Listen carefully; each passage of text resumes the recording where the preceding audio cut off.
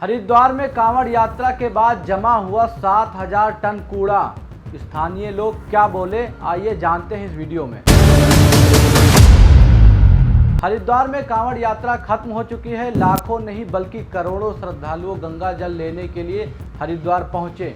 Police के मुताबिक इस साल करीब 4.8 करोड़ कांवड़िए यहां पहुंचे और यात्रा के दौरान शहर में श्रद्धालुओं की भारी भीड़ देखी। लेकिन अब जब कांवड़िए अपने अपने गंतव्य की ओर लौट चुके हैं तो हरिद्वार के सामने इस दूसरी बड़ी चुनौती खड़ी हो गई, कूड़े का पहाड़। रिपोर्ट्स के मुताबिक कांवड़ मेले के दौरान हरिद्वार में करीब 7,000 मीट्रिक टन कूड़ा जमा हुआ। कुछ रिपोर्ट्स में नगर निगम की ओर से करीब 8,000 मीट्रिक टन कचरा इकट्ठा किए जाने की बात कही गई है। यानी कुछ ही दिनों में इतना कचरा जमा हो गया कि अब उसे हटाने के लिए प्रशासन को बड़े स्तर पर सफाई अभियान चलाना पड़ रहा है। सबसे ज़्यादा चिंता की बात यह है कि इस कचरे में सिर्फ सामान कचरा नहीं है, बल्कि प्लास्टिक, पॉलीथीन, डिस्पोजल प्लेट, बोतलें और कपड़े जैसी भी चीज़ें बड़ी मात्रा में शामिल हैं। हर की पौड़ी और आसपास के इलाकों की तस्वीरें और वीडियो सामने आ रहे हैं। अब सवाल सिर्फ इतना ही नहीं है कि इतना कूड़ा जमा कैसे हुआ, सवाल ये भी है एक ऐसी जगह जिसे लोग आस्था और पवित्रता से जोड़कर देखते हैं, वहाँ इतनी गंदगी क्यों दिखाई दे रही है। हरिद्वार के स्थानीय लोगों की नाराजगी भी इसी बात को लेकर है। उनका कहना है कि कांवड़ यात्रा हर साल होती है और प्रशासन को पहले से पता होता है कि करोड़ों संख्या में श्रद्धालु पहुंचेंगे। ऐसे में सफाई और कचरा प्रबंधन की व्यवस्था पहले से कहीं से ज़्यादा मजबूत क्यों नहीं रखी जाती है। स्थानीय लोगों की शिकायत सिर्फ कूड़े तक सीमित नहीं है।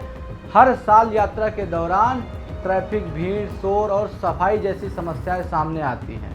यात्रा खत्म होने के बाद शहर को वापस सामान्य स्थिति में लाने की जिम्मेदारी आखिरकार स्थानीय प्रशासन और सफाई कर्मचारियों पर आ जाती है। यह सवाल, क्या हर साल यही तस्वीर दोहराई जाएगी? हालांकि तस्वीर का दूसरा पहलू भी है।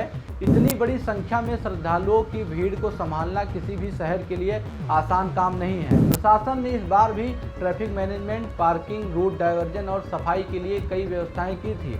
यात्रा से पहले हरिद्वार प्रशासन ने घाटों की सफाई, शौचालय, पेयजल और कूड़ा निस्तारण जैसी व्यवस्थाएं को मजबूत रखने पर जोर दिया था। लेकिन सवाल यही है, क्या तैयारियां उस भारी भीड़ के मुकाबले पर्याप्त थी? क्योंकि आंकड़ा अपने आप में बहुत बड़ा है।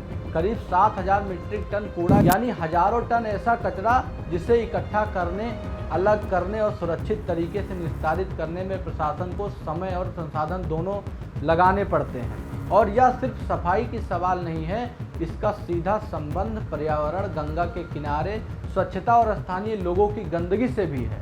सोशल मीडिया पर भी कई लोगों ने सवाल उठाया कि अगर करोड़ों लोग किसी पवित्र स्थान पर पहुंचते हैं तो वहां से लौटते समय पीछे इतनी बड़ी मात्रा में कचरा क्यों रह जाता है। आस्था और स्वच्छता को एक दूसरे के खिलाफ खड़ा करने के बजाय दोनों को साथ लेकर चलने की जरूरत है।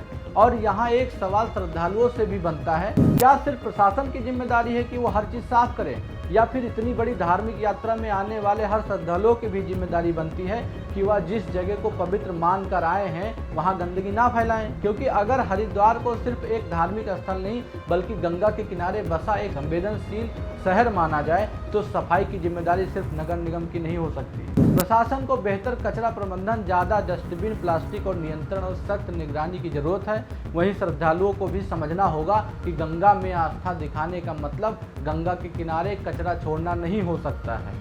कांवड़ यात्रा खत्म हो गई। हर हर महादेव के जयकारे अब शांत हो चुके हैं। कांवड़िए अपने घरों को लौट चुके हैं। लेकिन हरिद्वार के सामने एक बड़ा सवाल बचा है, क्या हम आस्था को ऐसा मॉडल बना सकते हैं जिसमें करोड़ों लोग आएँ, धार्मिक आयोजन भी हो और जाते जाते शहर के हजारों टन कूड़े कचरे का बोझ ना छोड़े? क्योंकि आस्था तभी पूरी होगी जब उसके साथ जिम्मेदारी भी होगी। और शायद इस बार हरिद्वार से निकलता सबसे बड़ा सवाल यही है कि गंगा को पवित्र मानने वाले हम लोग क्या उसके किनारे को भी उतना पवित्र रख पाएंगे? आपका क्या जवाब है, कमेंट में जरूर बताएं। मिलते हैं नेक्स्ट वीडियो में, तब तक के लिए जय हिंद, जय भारत।